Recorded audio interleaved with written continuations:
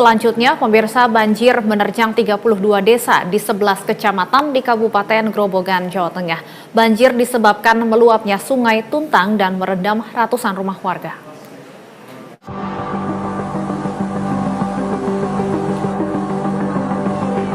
Banjir akibat meluapnya sungai di Kabupaten Grobogan, Jawa Tengah terus meluas. Hingga Selasa siang, sebanyak 32 desa di 11 kecamatan terdampak banjir. Banjir diakibatkan meluapnya 3 sungai besar, yakni Sungai Lusi, Sungai Serang, dan Sungai Tuntang yang tak mampu menahan debit air akibat hujan deras sejak Senin kemarin. Derasnya arus air akibat jebolnya tanggul sungai langsung merendam permukiman warga. Badan Penanggulangan Bencana Daerah Grobogan menyatakan ada 4 titik tanggul yang jebol.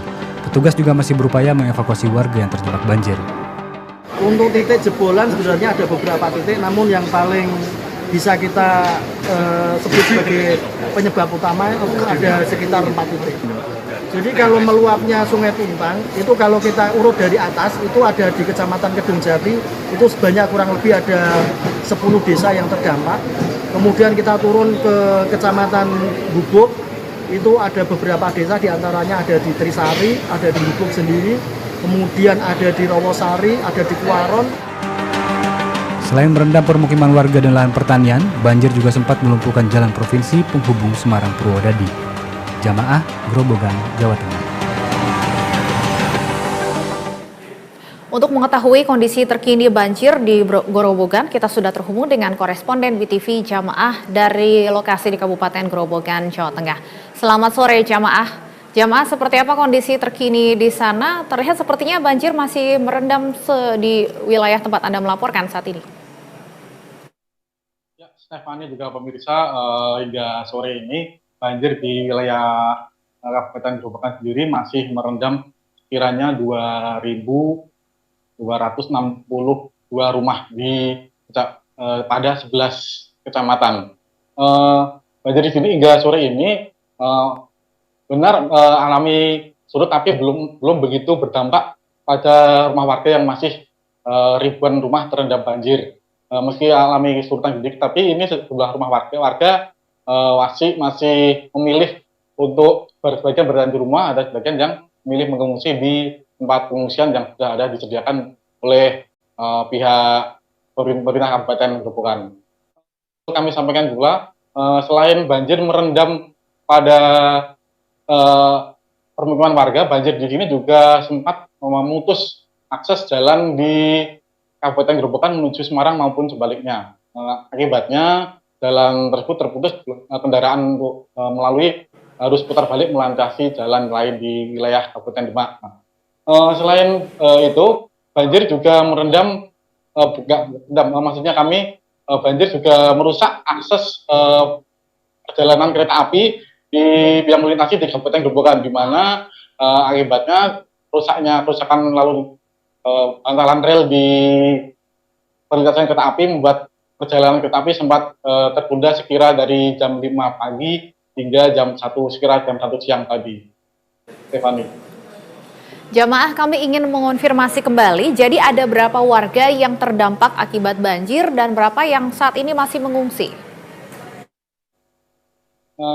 Jumlah warga yang terdampak hingga kini kami belum mendapati data pastinya, namun dari data BPBD yang kami terima itu sekira dapat 2.262 rumah warga yang terdampak banjir pada 11 kecamatan di Kabupaten Grobogan. Begitu.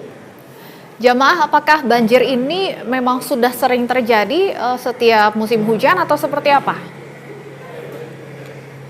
Untuk sebelumnya, sekira beberapa minggu yang lalu, di meluapnya Sungai Tuntang juga berdampak banjir di wilayah Grobogan sendiri. Itu kemarin ada jebolnya tanggul, kemudian sudah diperbaiki, namun tanggul jebol, akhirnya meluapnya Sungai Tuntang itu akhirnya banjir kembali. Selain dari Sungai Tuntang ini sendiri, banjir kali ini bukan hanya di wilayah Kecamatan Godong kali ini kami menyampaikan. Melainkan juga di wilayah Kecamatan Purwodadi ada Sungai Lusi yang meluap hingga akhirnya sejumlah permukiman warga ikut terendam.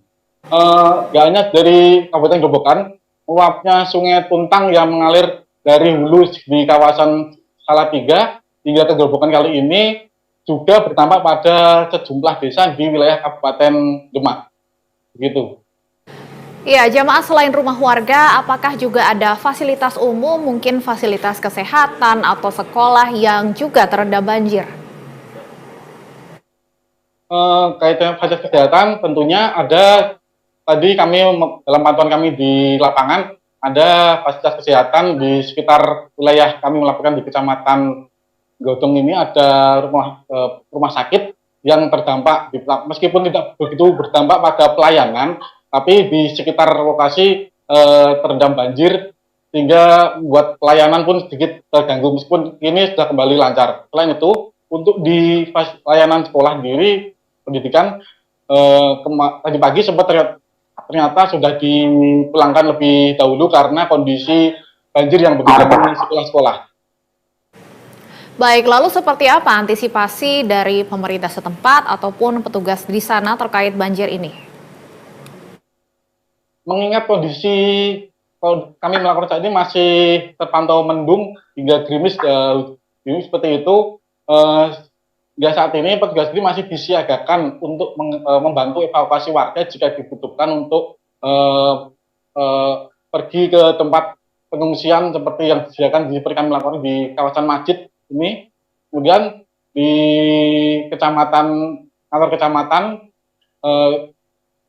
hingga sejumlah rumah-rumah warga yang masih aman untuk tempat jadi pengungsian warga untuk sementara waktu, seperti itu.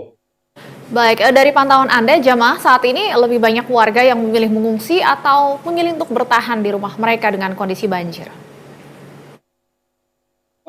Sebagian warga masih memilih bertahan di rumah. Meski demikian, rumah warga yang rusak parah seperti di layar kaca yang rusak parah, mereka terpaksa harus mengungsi ke tempat yang lebih aman, ke kerabat atau tempat pengungsian yang sudah disediakan. Mungkin warga masih memilih bertahan di rumah karena menjaga barang berharga serta membersihkan kondisi rumahnya yang tersapu banjir serta material lumpur. Sementara untuk evakuasi sendiri diprioritaskan lebih ke lansia, anak-anak, dan ibu-ibu yang untuk dievakuasi ke tempat yang lebih aman. Seperti itu, Stephanie. Baik, terima kasih atas informasinya, koresponden WTV Jamaah, jaga kesehatan dan selamat kembali bertugas.